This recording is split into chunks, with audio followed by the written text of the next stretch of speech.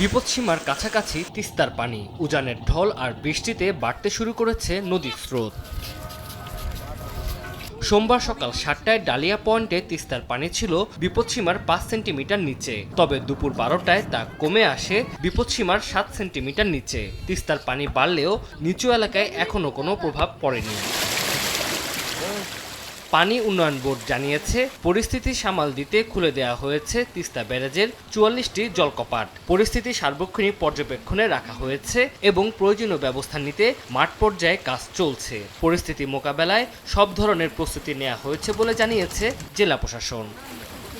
এদিকে সোমবার সকাল থেকে রাজধানী সহ দেশের বিভিন্ন জায়গায় দেখা গেছে বৃষ্টি।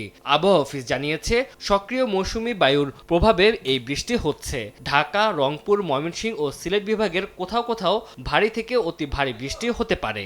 দেশ জুড়ে যে কোনো কেনাকাটায় 10,000 টাকার বেশি অফার, তাই পেমেন্ট মানেই বিকাশ। চট্টগ্রাম বিভাগ ছাড়া আর বাকি যে 7টা বিভাগ আছে সব বিভাগের জন্যই ভারী থেকে অতি ভারী বর্ষণের একটা সতর্কবার্তা জারি করা হয়েছে। ভারী বর্ষণের সতর্কবার্তা জারি করেছি, পাশাপাশি বলেছি যে ঢাকা মহানগরীতে অস্থায়ীভাবে জলাবদ্ধতা তৈরি হতে পারে। 23 তারিখ থেকে দেশের দক্ষিণাঞ্চল, বিশেষ করে চট্টগ্রাম বিভাগে ভারী বর্ষণের পূর্বাভাস দিয়েছে আবহাওয়া অফিস। তানজিল হাসনাত, সময় সংবাদ।